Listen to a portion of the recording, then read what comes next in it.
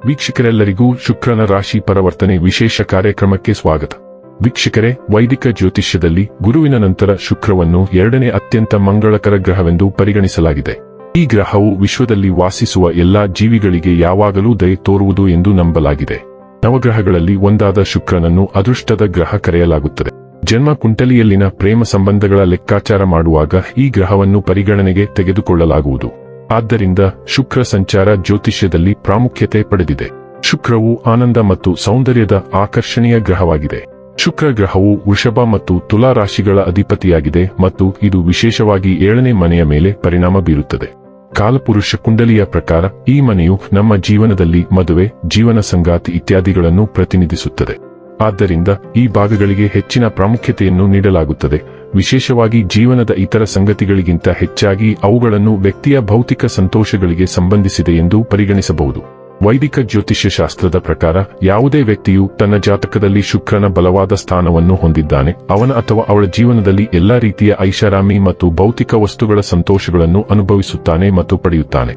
ಆದರೆ ಜಾತಕದಲ್ಲಿ ಶುಕ್ರನ ದುರ್ಬಲ ಸ್ಥಾನವು ಪ್ರೇಮ ಸಂಬಂಧಗಳಲ್ಲಿ ವೈಫಲ್ಯ, ವೈವಾಹಿಕ ಜೀವನದಲ್ಲಿ ಅಪಶ್ರುತಿ, ಕಣ್ಣುಗಳಿಗೆ ಸಂಬಂಧಿಸಿದ ಸಮಸ್ಯೆಗಳನ್ನು ಮಾತ್ರ ನೀಡುತ್ತದೆ.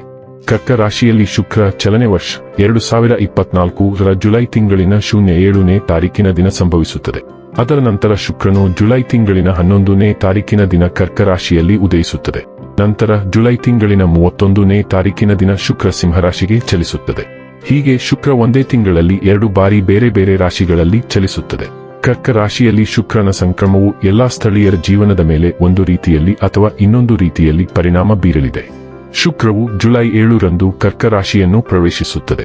ಕರ್ಕಾಟಕದಲ್ಲಿ ಶುಕ್ರನು ಬುಧನೊಂದಿಗೆ ಸಂಯೋಗ ಹೊಂದುತ್ತಾನೆ. ಶುಕ್ರನು ಸೂರ್ಯನೊಂದಿಗೆ ಕೂಡಿ ಶುಕ್ರಾದಿತ್ಯ ರಾಜಯೋಗವನ್ನು ರೂಪಿಸುತ್ತಾನೆ. ಜುಲೈ ಕೊನೆಯ ದಿನದಂದು ಶುಕ್ರನು ಕರ್ಕಾಟಕದಿಂದ ಸಿಂಹ ರಾಶಿಗೆ ಚಲಿಸುತ್ತಾನೆ. ಸಿಂಹ ರಾಶಿಗೆ ಬರುವುದರಿಂದ ಶುಕ್ರನು ಮತ್ತೊಮ್ಮೆ ಬುಧನೊಂದಿಗೆ ಸೇರಿ ಲಕ್ಷ್ಮೀ ನಾರಾಯಣ ರಾಜಯೋಗವನ್ನು ಮಾಡುತ್ತಾನೆ. ಶುಕ್ರವು ಪ್ರೀತಿ ಮತ್ತು ಸಂಬಂಧದ ಗ್ರಹವಾಗಿದೆ. ಪರಿವರ್ತನೆಯು ನಿಮ್ಮನ್ನು ಸ್ವತಂತ್ರಗೊಳಿಸುತ್ತದೆ ಮತ್ತು ಇದು ಇತರ ಜನರೊಂದಿಗೆ ಒಕ್ಕೂಟ ಮತ್ತು ಸಹಭಾಗಿತ್ವವನ್ನು ರೂಪಿಸುತ್ತದೆ. ಪ್ರೀತಿಯ ಜೀವನದ ಬಗೆಗಿನ ವಿಧಾನವು ನೇರ ಮತ್ತು ಅರ್ಥಗರ್ಭಿತವಾಗಿರುತ್ತದೆ.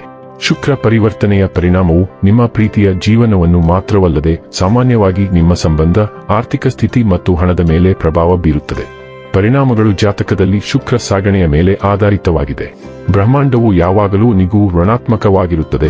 ಗ್ರಹಗಳ ಚಲನೆಗಳು ಮತ್ತು ಪರಸ್ಪರ ಕ್ರಿಯೆಗಳು ನಿಮ್ಮ ಜೀವನದಲ್ಲಿ ಹಲವಾರು ಬೆಳವಣಿಗೆಗಳನ್ನು ತರುತ್ತವೆ. ಇದೀಗ ಶುಕ್ರ ರಾಶಿ ಬದಲಾಯಿಸುವುದರಿಂದ ಇದರ ಪ್ರಭಾವ ನಿಮ್ಮ ರಾಶಿಯ ಮೇಲೆ ಹೇಗಿರಲಿದೆ ನೋಡೋಣ.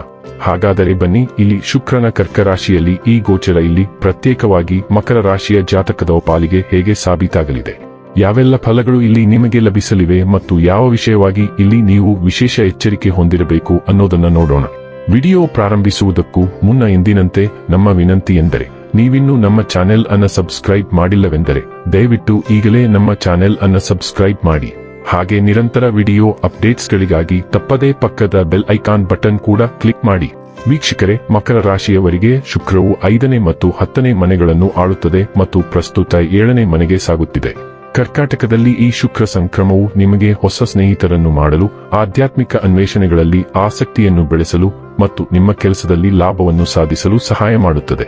ನಿಮ್ಮ ವೃತ್ತಿ ಜೀವನದಲ್ಲಿ ಹೊಸ ತೃಪ್ತಿದಾಯಕ ಉದ್ಯೋಗಾವಕಾಶಗಳನ್ನು ನಿರೀಕ್ಷಿಸಿ.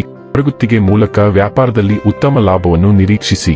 ಆರ್ಥಿಕವಾಗಿ ಹೆಚ್ಚುವರಿ ಉಳಿತಾಯದ ಅವಕಾಶಗಳೊಂದಿಗೆ ನೀವು ಗಣನೀಯ ಪ್ರಮಾಣದ ಹಣವನ್ನು ಗಳಿಸಬಹುದು.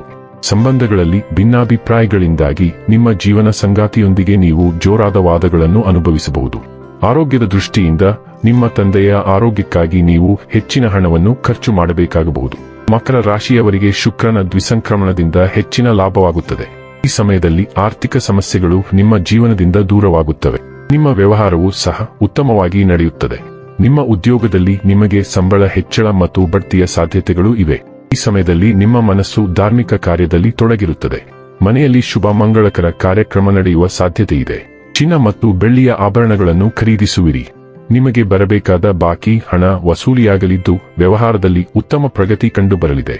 ಪರಿಹಾರವಾಗಿ ಶುಕ್ರವಾರದಂದು ಬಡವರಿಗೆ ವಸ್ತ್ರದಾನ ಮಾಡಿ. ಮದುವೆಯನ್ನು ಸಂಕೇತಿಸುವ ಮಕರ ರಾಶಿಯ 7ನೇ ಮನೆಗೆ ಶುಕ್ರನು ಸ್ಥಳಾಂತರಗೊಳ್ಳುತ್ತಾನೆ. ದಂಪತಿಗಳ ನಡುವೆ ಪ್ರೀತಿಯನ್ನು ಬೆಳೆಸಲು ಈ ಸಮಯವು ಅನುಕೂಲಕರವಾಗಿರುತ್ತದೆ. ಪಾಲುದಾರರ ನಡುವೆ ಪರಸ್ಪರ ತಿಳುವಳಿಕೆ ಇರುತ್ತದೆ. ಪ್ರಣಯ ಮತ್ತು ಅನ್ಯೋನ್ಯತೆ ಕಾರ್ಡ್ಗಳಲ್ಲಿದೆ. ಬದ್ಧತೆಯುಳ್ಳ ಜನರು ವಿವಾಹ ಮೈತ್ರಿಯನ್ನು ಪ್ರವೇಶಿಸಬಹುದು. ವೃತ್ತಿಪರರು ಯಶಸ್ವಿಯಾಗುತ್ತಾರೆ ಮತ್ತು ಗೌರವ ಮತ್ತು ಪ್ರೀತಿಯನ್ನು ಪಡೆಯುತ್ತಾರೆ. ಮಕರ ಸಂಕ್ರಾಂತಿಯು ಕುಟುಂಬದೊಂದಿಗೆ ಸಮಯ ಕಳೆಯಲು ಸಲಹೆ ನೀಡಲಾಗುತ್ತದೆ ಮತ್ತು ಸಮಸ್ಯೆಗಳಲ್ಲಿ ಹೆಚ್ಚು ತೊಡಗಿಸಿಕೊಳ್ಳಬೇಡಿ. ಇನ್ನು ಕೊನೆಯದಾಗಿ ಈ ದಿನಗಳಂದು ಮಾಡಿಕೊಳ್ಳಬೇಕಾದ ಉಪಾಯಗಳ ಕುರಿತು ನೋಡುವುದಾದರೆ ಶನಿವಾರದಂದು ಶನಿ ಗ್ರಹಕ್ಕೆ ಪೂಜೆ ಮಾಡಿ. ವೀಕ್ಷಕರೇ, ಇದಾಗಿತ್ತು ಮಕರ ರಾಶಿಯ ಜಾತಕದವರ ಶುಕ್ರನ ರಾಶಿ ಪರಿವರ್ನತೆಯ ಮಾಹಿತಿ ಇಷ್ಟವಾದರೆ ವಿಡಿಯೋವನ್ನು ಲೈಕ್ ಮತ್ತು ಶೇರ್ ಮಾಡಿ. ಜೈ ಶ್ರೀರಾಮ್. ಕಾಮೆಂಟ್ ಬಾಕ್ಸ್ನಲ್ಲಿ ಬರೆಯಿರಿ. ಹಾಗೆ ಚಾನೆಲ್ ಸಬ್ಸ್ಕ್ರೈಬ್ ಮಾಡುವುದರ ಜೊತೆಗೆ ನಿರಂತರ ವಿಡಿಯೋ ಅಪ್ಡೇಟ್ಸ್ಗಳಿಗಾಗಿ ಪಕ್ಕದ ಬೆಲ್ ಐಕಾನ್ ಕ್ಲಿಕ್ ಮಾಡಿ.